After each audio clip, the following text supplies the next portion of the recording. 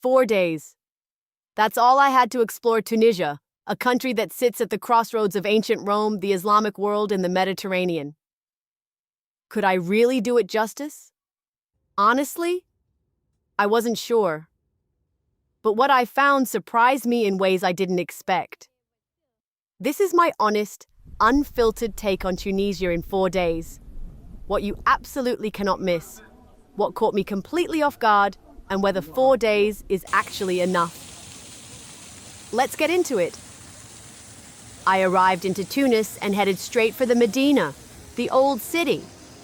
And let me tell you, the Medina of Tunis is a UNESCO World Heritage Site, and you'll understand why the moment you step inside. It's one of the best preserved Medinas in the Arab world. Narrow alleyways, souks selling spices, leather and hand-woven carpets. The architecture layers centuries of history into every doorway. But the moment that truly stopped me was Sidi Bou Said. Just 20 minutes from central Tunis, it's a cliff-top village that looks almost unreal. Whitewashed walls, striking blue doors and window frames, red bougainvillea cascading over archways. It's the kind of place where you just put your phone down and stare.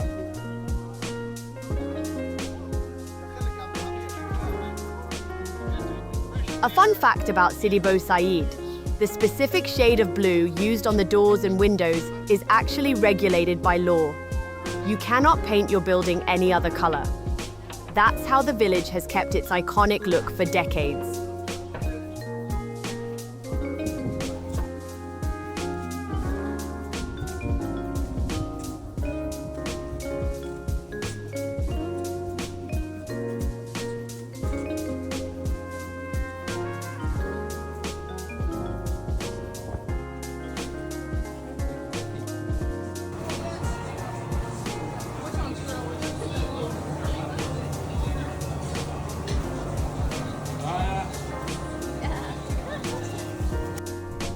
Day 2, I made my way to Kairouan. And this is where Tunisia stopped feeling like a travel destination and started feeling like something more. Kairouan is one of the holiest cities in Islam, often called the fourth holiest city after Mecca, Medina, and Jerusalem. The Great Mosque of Kairouan is one of the oldest mosques in the world, built in 670 AD. Walking through that open courtyard, the square minaret rising above the colonnades. It's one of those places where history isn't just something you read about, you stand inside it. Non-Muslim visitors are welcome in most areas of the mosque, though you'll need to dress modestly and remove your shoes. There is a small entry fee, but it's absolutely worth it. Beyond the mosque, Kairouan is famous for its carpets. The city has been a weaving center for centuries, and the craftsmanship here is extraordinary. Even if you're not buying, walking through the carpet souks is an experience on its own.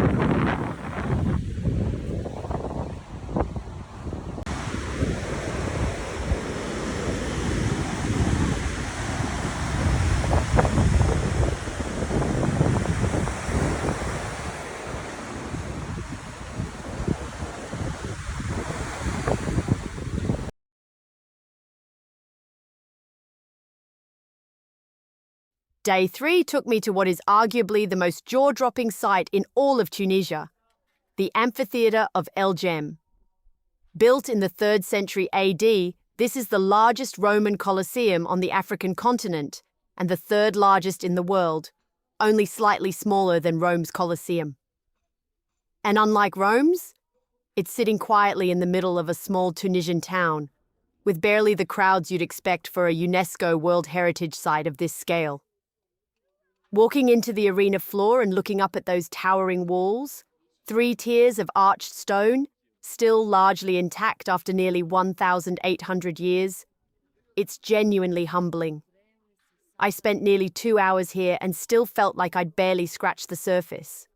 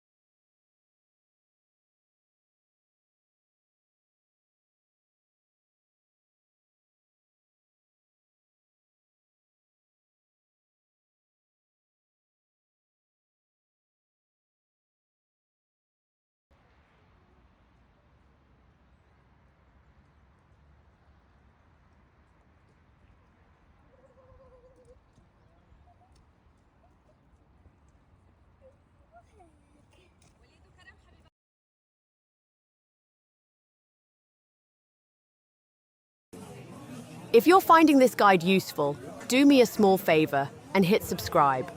I travel to some genuinely off-the-beaten-path destinations, and I don't want you to miss what's coming next in this series.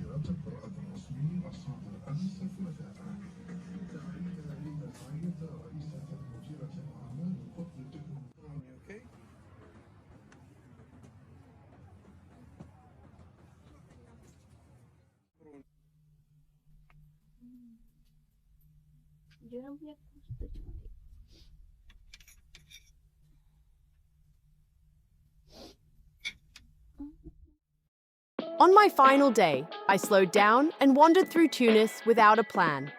And this is often when a city reveals itself. The Medina feels different in the morning light, and the cafe culture is all about taking your time. Mint tea, conversations, and people watching. Don't rush it. A few Tunisia travel tips I wish I knew. Louages, the shared taxis, are the easiest way to travel between cities. Affordable, fast, and reliable. In Tunis, taxis are everywhere and cheap, but always check that the meter is running. Google Maps works well in cities, but for smaller towns, offline maps like maps.me are more useful. The currency is the Tunisian dinar.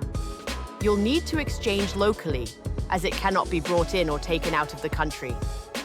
And on safety, Tunisia has strong security around major tourist sites. Just be aware, respect local customs, and you'll have a wonderful experience. So, is 4 days enough for Tunisia? My answer: 4 days is enough to understand why this country deserves a spot on your list, but not enough to experience it fully. In 4 days, I explored Tunis, the Medina, Sidi Bou Said, Kairouan, Hammamet, Monastir, Carthage, and El Jem. A journey through Tunisia's history, culture, and incredible UNESCO sites. But Tunisia has so many more layers, from the Matmata Sahara Desert and Douz to Djerba and Sousse. If you have 6 or 7 days, even better. But if 4 days is all you have, plan well, travel efficiently, and don't skip El Jem, Monastir, Hammamet, and Carthage. It's a place I'll remember for a long time. Roman history, Islamic heritage, Mediterranean charm, and desert landscapes. Tunisia truly has it all, yet remains beautifully underrated. Thank you for joining me on this journey. I hope I've inspired you to discover Tunisia for yourself. Until the next adventure, safe travels.